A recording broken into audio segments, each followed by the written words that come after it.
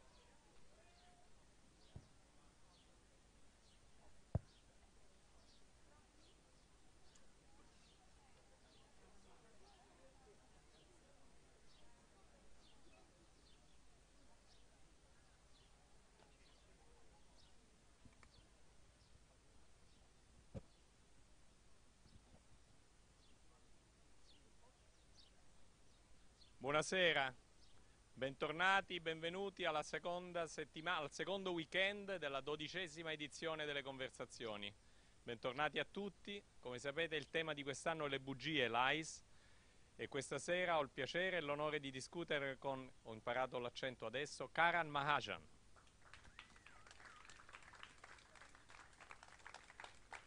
Benvenuto. Conoscete tutti il format ormai di questi eventi. Karan ha scritto per noi, esplicitamente per noi, lo potete leggere sul booklet, sul libretto che abbiamo distribuito, un saggio sull'idea di bugie.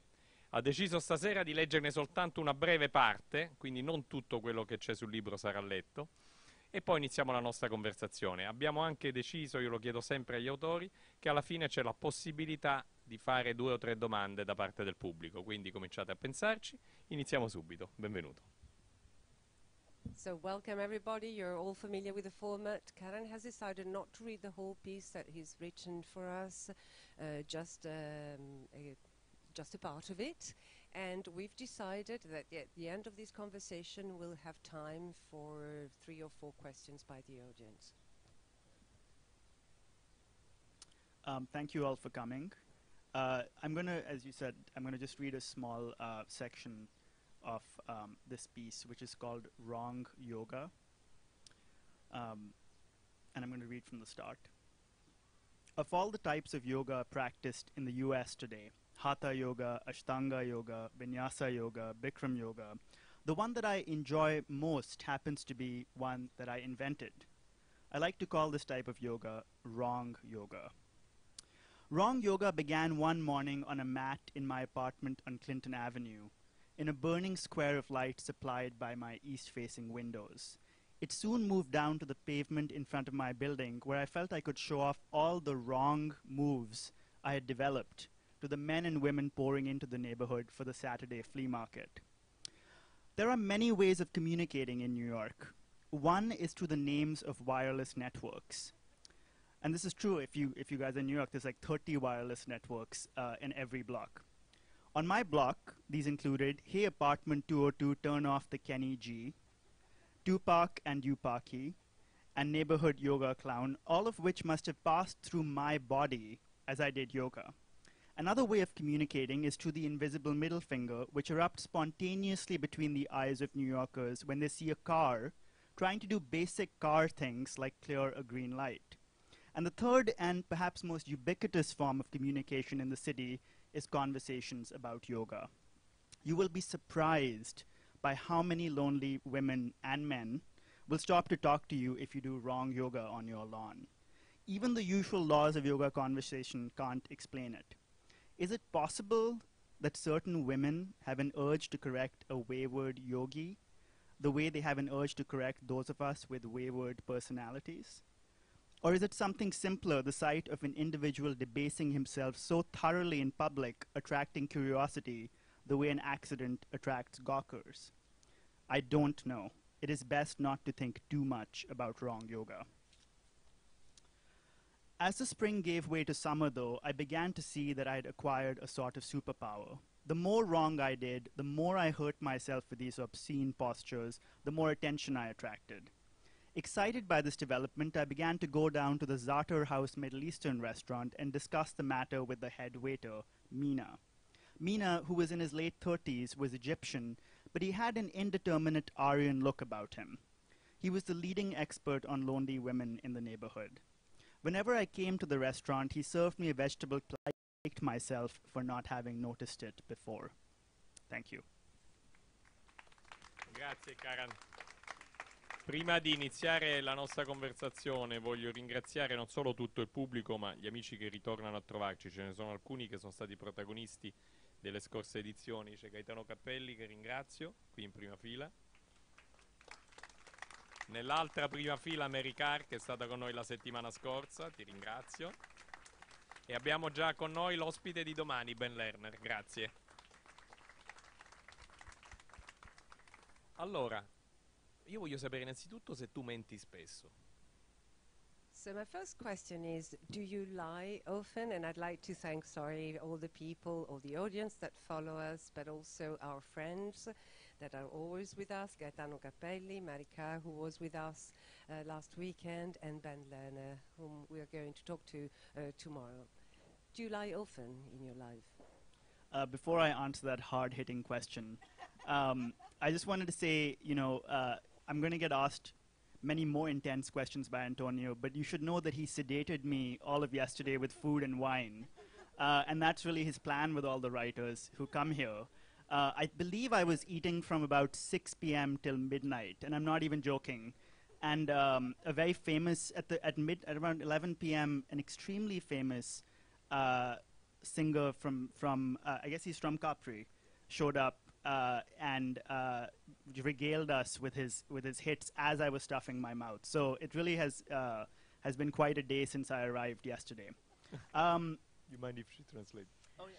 Prima di rispondere a questa domanda, che è piuttosto difficile, vorrei precisare a tutti voi che Antonio praticamente da ieri che mi sta sedando a dosi ingenti di cibo e di vino, cosa che lui fa di fatto con tutti gli scrittori che sono ospiti qui a Capri, e ieri praticamente ho mangiato e bevuto ininterrottamente dalle 6 del pomeriggio fino a mezzanotte, e verso le 11 queste libagioni sono state tra l'altro accompagnate dalle esecuzioni dei successi principali di un famoso cantante qui a Capri. Il cantante ha composto champagne, così capite di che si tratta. Now, to answer your question, there was a time I lied a lot, and that was in college. I was in a particular group of friends, and you know how it is that when you're in a group, everyone gets tagged. And I think I lied once or twice for some reason, and I got the nickname the Prince of Lies. And since then, I felt obligated to lie. Like, I think that the last 2 years of college, that's all I did was lie. C'è stato un periodo della mia vita in cui ho mentito veramente tanto, è stato il periodo al college, frequentavo un certo gruppo di amici, una compagnia di amici, e come spesso accade si tende in qualche modo a rivaleggiare, e a un certo punto io non ricordo più che bugie ho raccontato, fatto sta che sono stato definito il principe delle bugie, e a quel punto ho avuto l'obbligo di continuare a raccontarne, e la cosa si è protratta per 2 anni. Tu sei un artista, uno scrittore. Ritieni che l'arte, ma in particolare la letteratura, sia un processo di finzione o di verità? You're an artist, you're a writer. Do you think that art in general, but literature in particular, is a process of fiction making or truth telling? I believe quite strongly that it's a process of truth making, and the only reason I say that is because my daily life seems to be composed of such a series of intricate lies that writing is the one space where I'm able to discover some kind of center or some kind of central truth that connects all the different aspects of my life. And I found it to be particularly helpful because I immigrated from India to the US when I was 17. And so I have a kind of split identity, and I sometimes feel I don't really know myself at all when I'm out with people. And so I'm lying sometimes without knowing it. And for me, fiction has been a place where, yes, you create a kind of armature that is false, a story that is not your story, but then you use it to hang, almost like baubles on a Christmas tree, all the little truths that you are aware of but haven't articulated.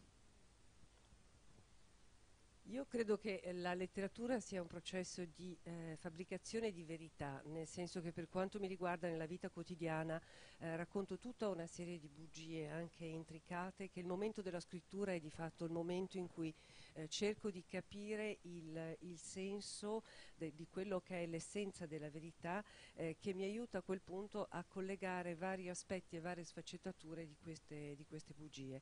Io sono emigrato negli Stati Uniti dall'India quando avevo 17 anni e sento di avere una doppia identità, e mi capita spesso quando sono in compagnia di altre persone, quando esco, di rendermi conto di non conoscere me stesso, ed è quello il momento in cui faccio fatica a essere autentico. E la narrativa, la scrittura letteraria di fatto è vero che si crea a partire di un'armatura finta, ma di fatto poi questa armatura è corredata da una serie di verità che emergono e che sono appese a questo scheletro, un po' come lo sono le palle di Natale all'albero di Natale.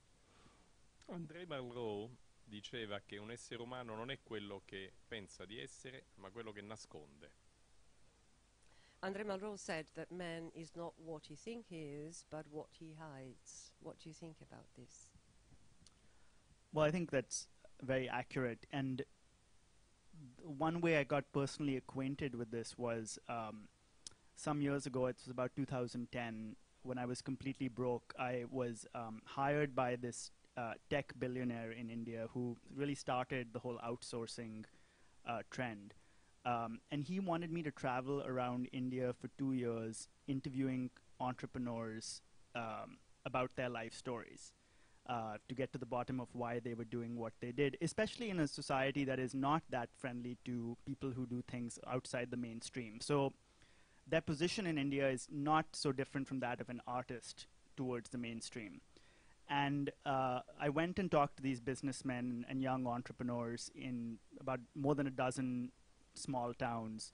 And because they had never really opened up about their lives, they were eager to, they quickly sort of revealed lots of details. But then I spoke to this one young guy who was from Cochin in Kerala, and he said, "Oh, so what has everyone been telling you about why they're entrepreneurs?" And I said, "Oh, you know, they say they want to create value, they want to change the world, they've seen sort of inequality in India." And he said, "No, they're all lying." And I said, "What do you mean?" He's like, "Well, you know, the reason I want to be an entrepreneur is because I want a Mercedes to show to the next guy that I'm better than him, and that I have a grievance from a young age that I wasn't given the right amount of attention, and I want to take revenge on the world, and I want to essentially show down everyone." And I think that was the most truthful thing I heard, and I think that really was the basis of the ambitions of so many of these people. They were nursing some kind of unresolvable grievance from childhood, because that's the only reason you go down a masochistic path like being an entrepreneur or a writer. But you can interview 1 million writers and 1 million entrepreneurs, and they'll never say that to you. Sì, trovo che sia un'affermazione molto accurata quella di Malraux, e devo dire che per esperienza diretta concordo con quanto lui afferma. Nel 2010 io ero completamente al verde, e a quel punto ho accettato la proposta di assunzione, di incarico da parte di un miliardario indiano. È colui che di fatto ha inventato la tendenza all'outsourcing, alla terziarizzazione dei servizi, e per 2 anni mi ha incaricato di viaggiare in tutta l'India intervistando vari imprenditori in modo che mi raccontassero la storia della loro vita, il motivo per cui hanno scelto di lanciare tutta una serie di iniziative. E era particolarmente interessato a questa operazione anche perché l'India non vede di buon occhio la libera iniziativa, cioè chi in qualche modo si discosta da quello che è la tendenza generale. Questo vale anche in ambito economico. E così io sono partito, ho condotto decine di colloqui in tutta una serie di cittadine indiane, e queste persone, questi imprenditori che ho incontrato erano disponibili a parlare di sé, dando anche tutta una serie di dettagli. Finché un giorno, arrivando a Cochin in Kerala, ho incontrato un giovane imprenditore che mi ha chiesto: "Ma che risposte ti hanno dato alla domanda del perché hai lanciato questa iniziativa in campo imprenditoriale?" E le risposte che io avevo ricevuto fino a quel momento era: per creare valore, per cambiare il mondo, per combattere l'ineguaglianza. E lui mi ha detto: "Sono tutte bugie, il motivo per cui hanno scelto di diventare imprenditori è lo stesso per cui l'ho scelto io, per avere la Mercedes più grossa di tutti gli altri e mostrare agli altri che io non sono da meno, per saldare un conto in sospeso che ho da quando ero bambino, e questa sensazione di vantare ancora un credito col mondo e di poter guardare tutti dall'alto in basso, e quella era veramente quello era un distillato di verità che è alla base dell'ambizione che ha mosso tutti questi uomini, per cui gli imprenditori, e questo discorso vale probabilmente anche per gli scrittori, sono coloro che hanno un conto in sospeso con l'infanzia e che decidono quindi di ovviare in questo modo. Il momento della domanda Gopnik, si chiama così perché l'ha creata Adam Gopnik la scorsa settimana. Esiste una bugia, una menzogna di cui sei particolarmente orgoglioso? Now it's the time for the Gopnik question, because he's the one that asked it last week. Is there a lie that you're particularly proud of? Well, I'll go back to my Prince of Lies phase in college. I was a senior in college when my roommates and I, there was two roommates, somehow there was three of us living in one room in the final year of college, which is a horror unto itself. But we took it one stage further because we decided to turn our room into a museum, and we modeled it on this famous fake museum in Los Angeles called the Museum of Jurassic Technology. And so we decorated the entire room with really pretty terrible objects, weird vases, pictures of dictators, like ancient umbrellas, but we labeled them with a very fancy Garamond font and very tendentious and pretentious descriptions, and we named it the Matthias K. Rath Museum of Destruction and Resurrection. It was named that because there was a gentleman named Matthias Rath who was putting out huge advertisements in the New York Times. He was a South African doctor, blaming George Bush and the invasion of Iraq for ruining the pharmaceutical industry. And he was also a quack who peddled vitamin C as a cure for all cancer. And he lived in Palo Alto, and we named and dedicated the museum to him, added the letter K in the middle just to confuse him. And, we trolled him essentially because he was very confused about why there was a little museum, a shrine to him on the campus of Stanford where I was an undergrad. And so what happened with this museum is that though it began as a joke, it ended up becoming my entire life, because you realize how gullible college students are. The Stanford student publication ran an article about it, treating it as if it were a serious actual museum. And we started to get visitors. People would come on dates. We were always sort of giving tours with a false curatorial patter. And so that's what I mean by this entire year became a year of lies. And I do think there was even a period when my resume was particularly thin, where I had a line item that said curator of the Matthias K. Rath Museum of Destruction and Resurrection, as if it were an actual job I'd held in college. And I've certainly got, I've got this answer out of it. I've written some articles about it. So it really is a lie that has gone far in my life. Sì, per riferire questa bugia di cui sono orgoglioso, devo risalire appunto all'epoca in cui ero chiamato il principe delle bugie al college, all'università. L'ultimo anno in particolare io dividevo il mio alloggio in campus con altri due studenti, per cui eravamo in tre a vivere in una stessa stanza, e questa già di per sé è una situazione orrenda, ma noi abbiamo sviluppato ulteriormente l'orrore di quella situazione, trasformando di fatto la nostra stanza in un museo, un po' sulla falsariga del falso museo della tecnologia giurassica che c'è a Los Angeles, e noi abbiamo quindi arredato la stanza mettendo degli oggetti assolutamente comuni e in qualche modo vecchi, scegliendo un font particolare per le didascalie che abbiamo messo a ogni oggetto che veniva esibito in questa nostra stanza, con una descrizione assolutamente pretenziosa dell'oggetto stesso.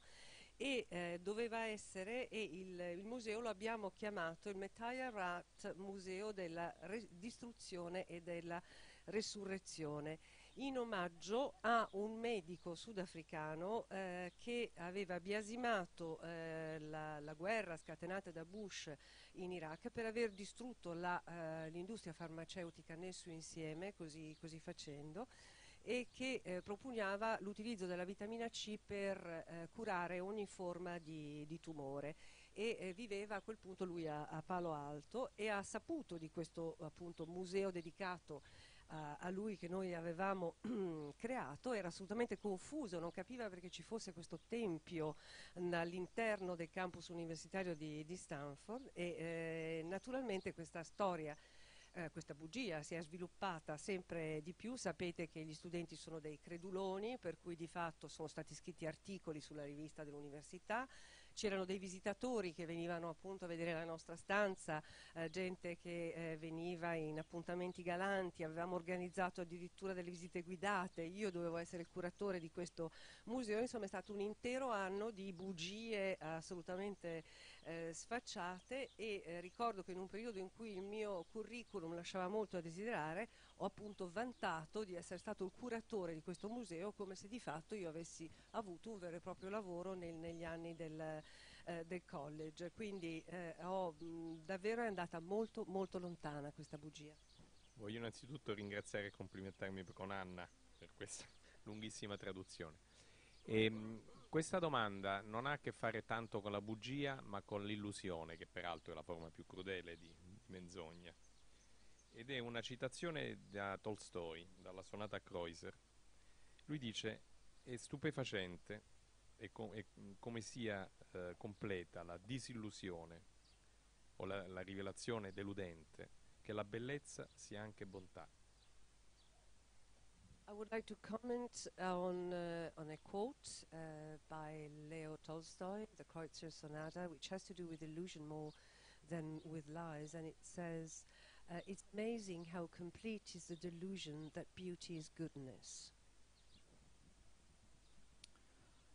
You know, I mean, I guess I'd want to look at the word beauty first, because beauty actually, in my mind, is not necessarily a positive word, because it connotes a kind of consensus reality. You have to have social norms suggesting or that have agreed that something is beautiful. And so beauty is not necessarily original, firstly, I think. So that's not goodness necessarily, but it certainly doesn't have the quality of originality.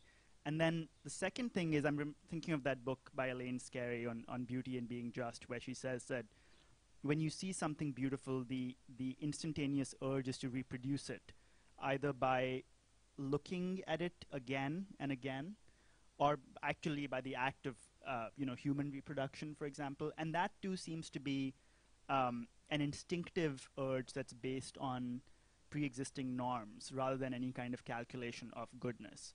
And then the last thing that comes to mind really is that I've always associated a kind of obsession with beauty as a kind of puritanical urge, where if you can't accept dissonance or some kind of ugliness, that means that you are essentially like a totalitarian of a kind of form.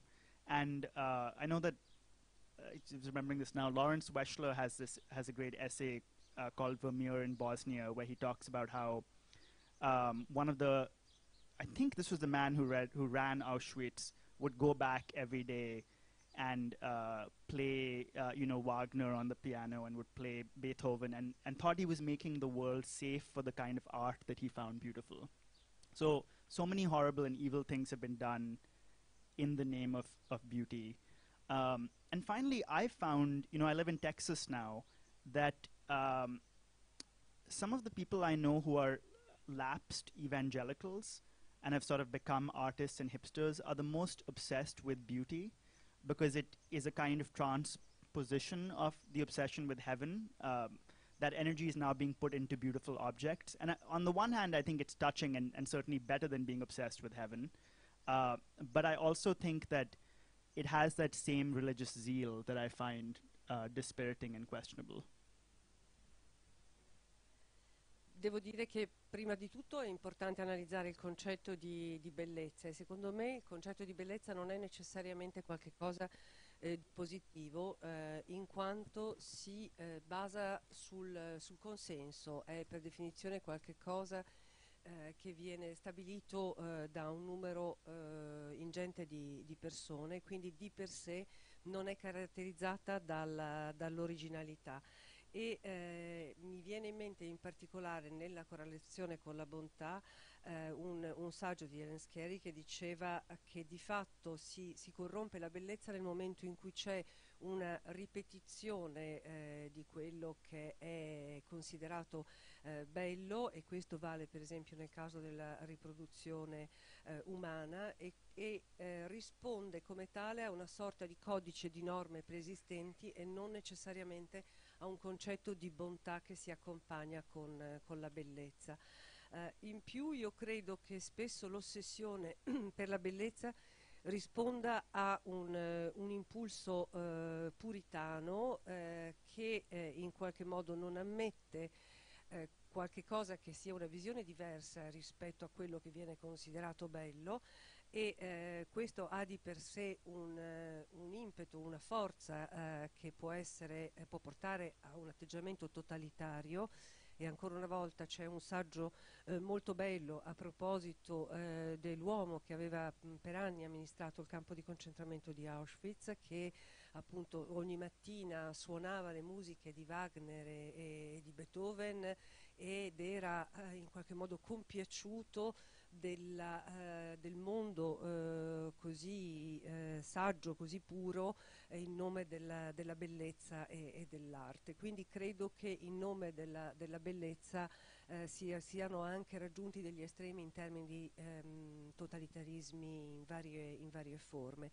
Inoltre io adesso vivo in Texas e devo dire che riscontro da parte di tanti evangelici che hanno deciso di dedicarsi a delle forme artistiche di qualche tipo, un'ossessione della bellezza che in qualche modo riflette l'ossessione del paradiso, e quindi c'è uno zelo religioso che secondo me allontana il concetto stesso della bellezza come qualcosa di unico. Quello che hai raccontato, la tua riflessione, mi ha fatto venire in mente un personaggio importantissimo di un grandioso film che è La dolce vita di Fellini. Il personaggio si chiama Steiner, forse ve lo ricordate, ed è un intellettuale raffinatissimo che riunisce a casa un cenacolo di artisti appunto intellettuali, interpretati da veri artisti intellettuali, il quale a un certo punto dice a Mastroianni che il suo ideale o l'ideale di chiunque dovrebbe essere vivere all'interno della bellezza, circondati da bellezza, come in un quadro, non so, di Piero della Francesca o di Botticelli. Poi non vediamo più questo personaggio per una decina di minuti nel film, e la volta successiva sappiamo che si è ucciso dopo aver ucciso i figli. Your answer makes me think of a character in La dolce vita by Federico Fellini, Steiner. I don't know if you remember him. He's an intellectual and keeps company with a circle of intellectuals that in the film are actually played by real artists. And at one moment of the film, he addresses the character of Marcello Mastroianni and says, "My ideal is to live in beauty, surrounded by beauty, as in a painting by Botticelli." And then we don't see him anymore, and we hear that he killed his children and he committed himself. Non era una domanda, questo era un commento. That Però was just a comment. ci aiuta ad arrivare al Federico Fellini, il quale ha sostenuto per tutta la vita di essere un bugiardo, non solo, ma di utilizzare le bugie per creare dell'arte. Tu hai già risposto sul fatto che l'arte deve essere un processo di verità, ma ritieni che l'utilizzazione della menzogna, che non è necessariamente la fiction, cioè l'invenzione letteraria, ma proprio la menzogna, può essere una strada giusta per arrivare all'arte, alla bellezza? And talking about Federico Fellini, he's one that always declared that he was a liar and that he needed to use lies in order to create art. You already partly answered before, saying that to you the creation of art is a sort of a process of truth-making. But do you think that for other artists, lies can be a way of achieving art forms? Yeah, no, absolutely. I think that if I were more talented at lying, I would have given a different answer. That I think that people who can spin tales and keep going with them and kind of just generate more from the content of that tale. That is probably how this all began. So I think that Fellini idea has a lot to it. Sì, ho dato questa risposta perché probabilmente se avessi maggiore talento per mentire nell'arte di dire bugie l'avrei data diversa questa risposta. E ammiro in qualche modo le persone che sono in grado di produrre dei racconti e di continuare a ripetere questi racconti sviluppandoli e arricchendoli, perché attorno appunto a questo racconto può nascere una forma d'arte. Sto ancora pensando a quell'esempio che hai fatto prima nella tua risposta sulla relazione, sul rapporto tra bellezza e bontà. Su questo stesso palcoscenico, 2 anni fa o 3 anni fa, Don DeLillo ha riflettuto sul rapporto tra bellezza e violenza, su come ci sono delle espressioni di violenza o delle manifestazioni di violenza che possano essere bellissime. Lui citava addirittura l'esplosione della bomba atomica, il fungo atomico, se non pensiamo alla morte e alla distruzione che porta, per esempio negli esperimenti dove non muore nessuno, è qualcosa di bellissimo, però è portatore anche di qualcosa di orribile. Another comment, because I'm still pondering on your answer about the relationship between beauty and goodness. 2 or 3 years ago, Don DeLillo gave an answer about the relationship between beauty and violence, saying that the exhibition of violence, the demonstrations of violence can be beautiful. Think of the H-bomb explosion, for instance. It's awful in itself, but the beauty of the image of the mushrooms that it naturally released, the mushroom shapes of the explosion has a beauty in itself. Anche questo è un commento e non è una domanda, a meno che non vuoi aggiungere qualcosa.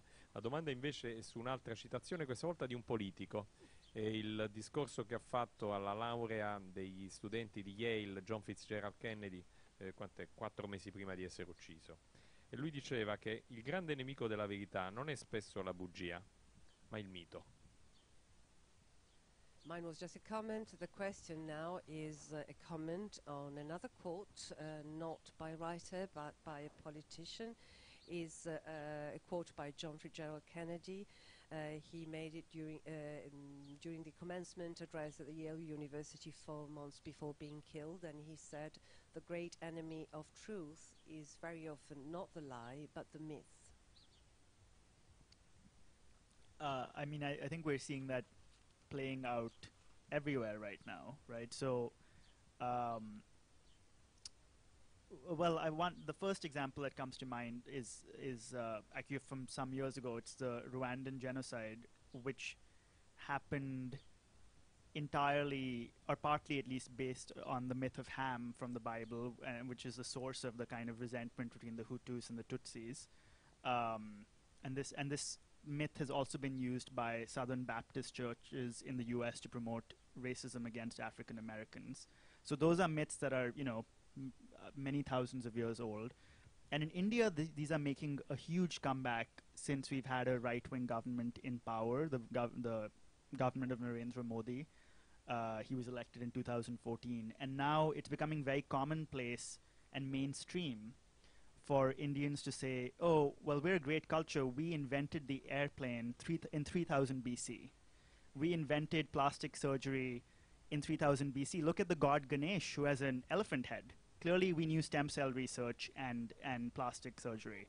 And it's amazing because this is now being used up to shore up a myth of Hindu supremacy, which is then being used to attack Muslims. So yeah, the myth seems to be like a digestible story that vibrates with a kind of like half-buried pride that then can grow into a mass movement in a way that statements of other kinds that Benjamin Disraeli, il quale diceva che ci sono 3 tipi di bugie: le sfacciate bugie e le statistiche. My last question before allowing the audience to ask theirs is a comment on a Benjamin Disraeli quote.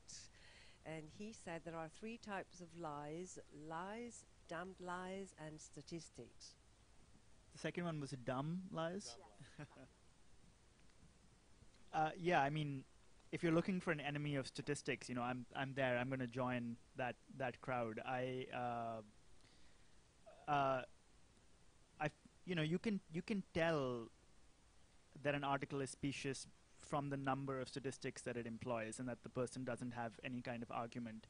But I particularly became acquainted with this when I was working for the New York City government. This was in 2008 or so, when Bloomberg was the mayor, and I would work with a lot of consultants. I was doing this study for the city, which is trying to figure out whether the city should be giving film credits, you know, tax breaks to films that were coming in to the city and were filming there.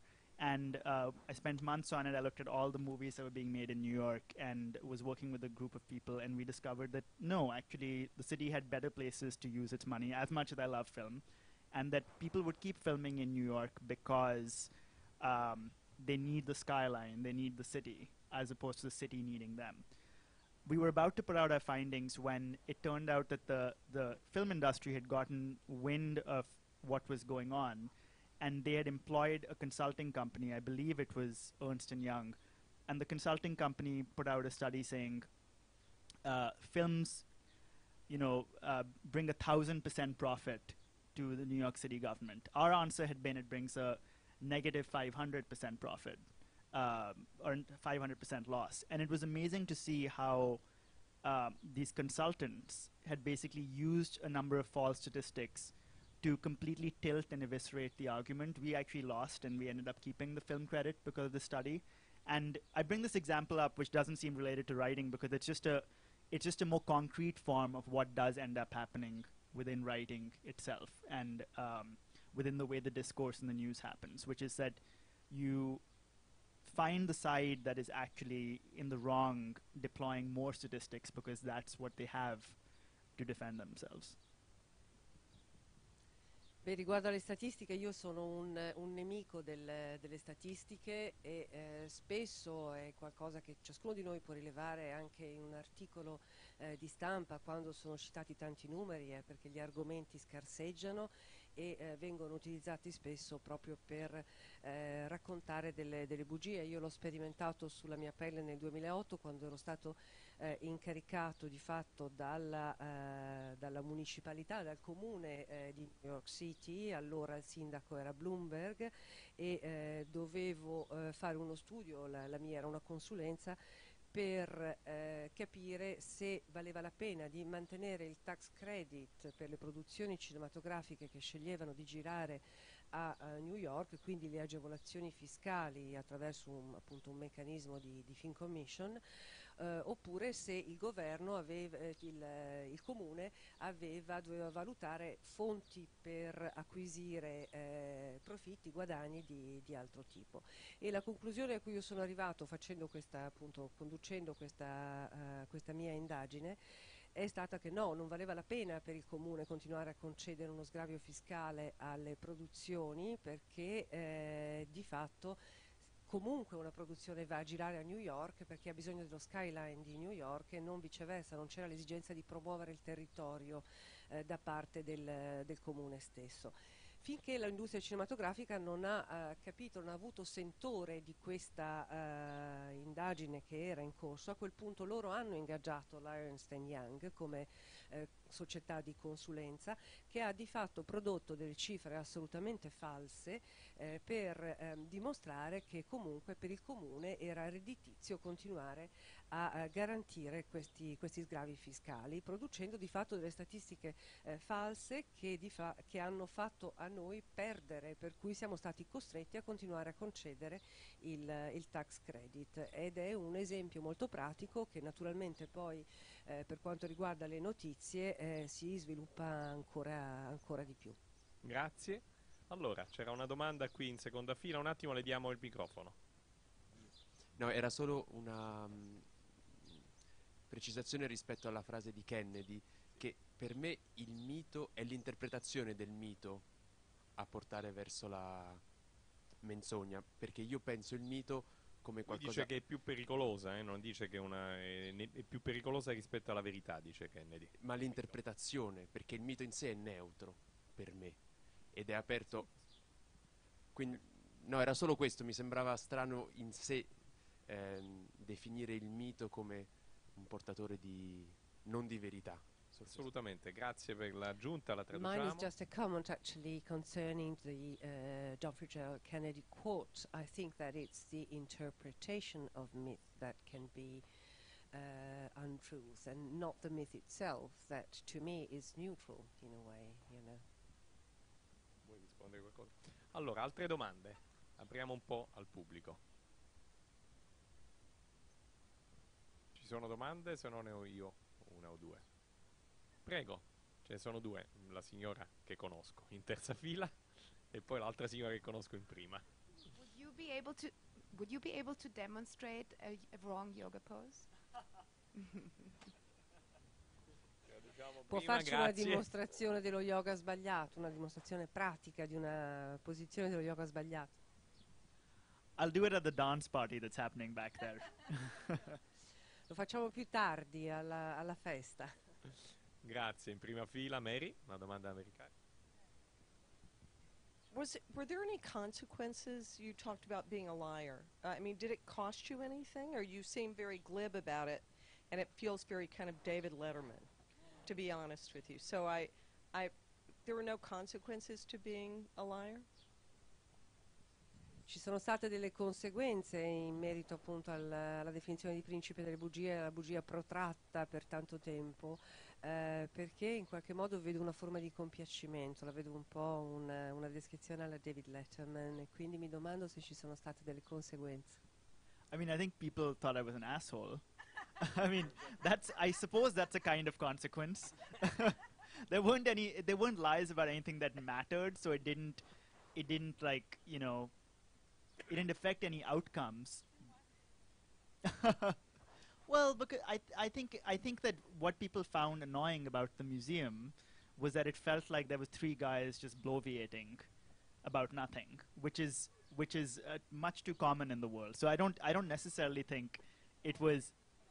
It's what art is, but also it's you know what men tend to do at times. So I think that I don't know if that was the best use of my time, but it was, you know, it was college and a time of like certainly less self-awareness on my part. I think the lies that have really been consequential are the ones, and I wish I'd been here for your talk. I would have loved to hear what you said about this, but are the ones that I told myself. Like, I've lived in the US now for 16 years, but till last year I was lying to myself that I was living in India, essentially, that I would go back, that I was planning to go back, that I was writing about India, that I was living in India in my mind. And if you talked to me a year ago, I would have said, yeah, I'm just here temporarily. Or the lie that I told myself for many years that I wasn't going to become a writer full time, because it didn't seem right. Like, I came from a culture or from a community where no one was an artist, and especially the stereotype of the Indian male is not to become an artist, it's to become a computer engineer or to become a lawyer or doctor. And so that's why I've done all these other things alongside writing, because I had convinced myself writing was the thing I would do on the side. And it was damaging, and it was great in some ways because I had all these experiences, but it was damaging in the way that being torn and confused about anything is damaging, where a lot of your psychological energy is going into navigating this pendulum swing of anxiety. So yeah, I don't know if I've told any lies yet in my life that have caused that much damage to others, thankfully. In realtà la conseguenza più grave è quella che mi hanno dato dell'idiota, ma di fatto non abbiamo mentito su qualche cosa che contava, su qualche cosa di peso. Mi è stato dato dell'idiota perché di fatto ha dato fastidio che ci fossimo inventati di sana pianta qualche cosa costruita effettivamente sul nulla, e sono consapevole adesso di come questo abbia potuto in qualche modo infastidire altre persone.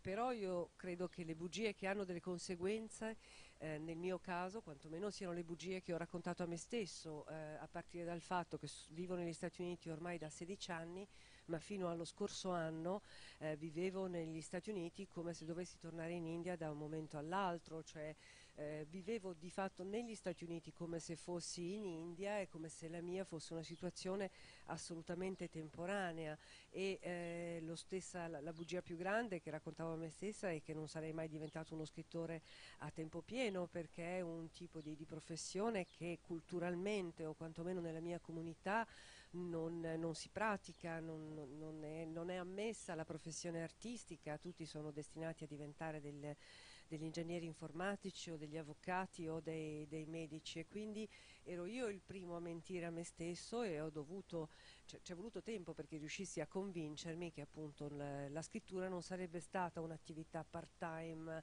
accanto a un altro tipo di lavoro. Naturalmente ora ne parlo così, ma è un danno molto grande quando si mente a se stessi e quindi ci si avvita in una sorta di conflitto che procura un andamento come un pendolo che causa tantissima angoscia, e questo è il motivo per cui dico che le bugie che hanno conseguenze maggiori sono quelle che racconto a me stesso, e per ora agli altri non ne ho mai raccontate di tale gravità. Abbiamo tempo per un'ultima domanda, se c'è, prego. Un attimo, le diamo il microfono. I just wanted to ask you if you think changing cities so drastically, moving from New York to Texas, I don't know where in Texas, but I'm sure it's very, very different. Did that change your writing and your creative process, and you think it has violently changed in a way according to where you have lived?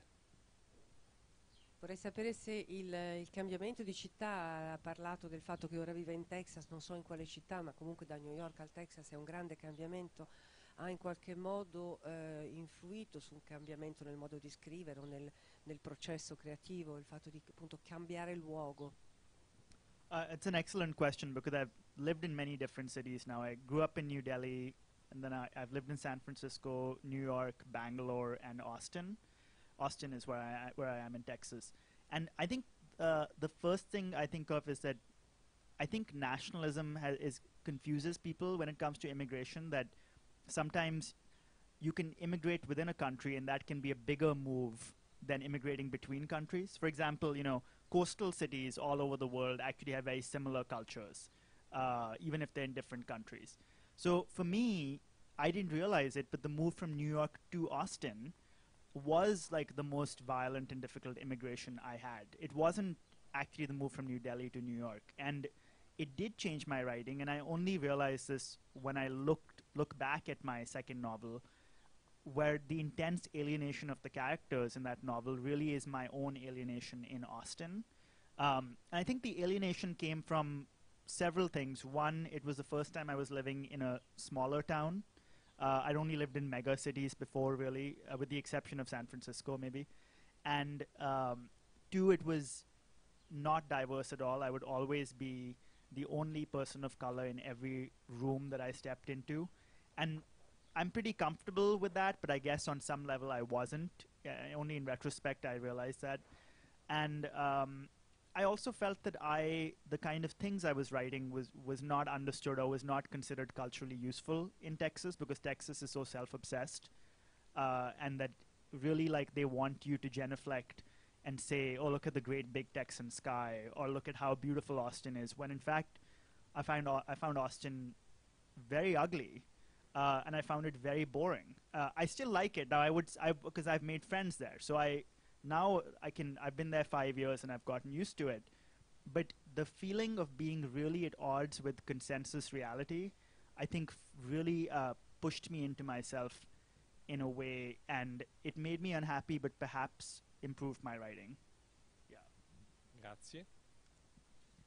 Devo dire che ho cambiato tantissime città, tantissimi luoghi in cui ho vissuto nella mia vita, da New Delhi a San Francisco, a New York, a Bangalore e adesso Austin, la città dove vivo in Texas. E nella mia esperienza di fatto il nazionalismo tende a creare confusione nel momento in cui parla di immigrazione soltanto nel passaggio da un paese all'altro, quando in realtà il movimento migratorio può essere anche all'interno di uno stesso paese, come è il caso degli Stati Uniti, perché ci sono anche tutta una serie di realtà simili. Le città costiere hanno delle caratteristiche in comune in tutto il mondo, e per me il passaggio da New York a Austin è stato molto più violento di quello da New Delhi a New York, e ha sicuramente influito tantissimo sul mio modo di scrivere. Per esempio nel mio secondo romanzo i miei personaggi soffrono molto più di alienazione, e quell'alienazione è la mia, è quella che io ho provato nel trasferirmi in questa città. Non ho mai vissuto in grandi metropoli, ad eccezione forse di San Francisco, ma mi sono spesso trovato a essere, nel caso del Texas, l'unica persona di colore in un luogo, e mi dicevo che ero a mio agio, ma in realtà forse tanto a mio agio non ero, e quindi è stato molto molto difficile per me, ma è stato anche importante perché mi ha aiutato la mia scrittura. Io ho sempre pensato che il mestiere di scrittore fosse un mestiere di utilità culturale. Questo discorso in Texas non vale, perché in qualche modo il Texas ha spesso un atteggiamento autoreferenziale, no? Sono tutti a chiedere che si ammiri il panorama, si ammiri tutto quello che viene fatto. Io personalmente per molto tempo, adesso mi piace, dopo 5 anni, ma ho considerato Austin una brutta città e piuttosto noiosa. Ma questo mio sentirmi a disagio, questo mio essere in difficoltà ha senz'altro migliorato il processo creativo della mia scrittura. Io voglio ringraziare Karen di cuore, perché ha contribuito con grande sostanza a quello che cerchiamo di fare qui alle conversazioni e quello che cerco di fare personalmente, cioè dare uno sguardo un po' diverso su alcuni temi. Qualche anno fa, per esempio, abbiamo affrontato i 7 vizi capitali e ci siamo chiesti se siano in realtà dei vizi. Abbiamo parlato di corruzione e purezza e ho avuto l'arroganza di pensare che la corruzione non sia peggio della purezza. Quest'anno forse cerchiamo di revisionare il concetto di bugie. Ecco, io ti voglio ringraziare perché con quello che hai detto hai aiutato molto questo tipo di laboratorio, questo tipo di cenacolo che cerchiamo di mettere in piedi. Grazie.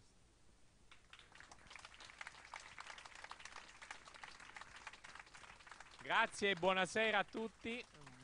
Passate una buona serata. Volevi tradurre? Sì, scusate. Well, just thank you, Karen, for your perspective. It was very fresh and very useful. That's what we aim to do here at Le Conversazioni. Somehow to not take for granted opinions about issues and themes. That was the case when we discussed a few years back about the 7 capital vices, about corruption and purity, and we found each other in saying that possibly they are on the same level or almost. So thank you very much indeed for your different take. That is food for thought for us. Thank you. Grazie a tutti e vi aspetto domani sera con Bell Lerner alla stessa ora, alle 7. Grazie e buona serata. Thank you very much for coming, and thank you to the two of you for great questions and for the translation. Thanks.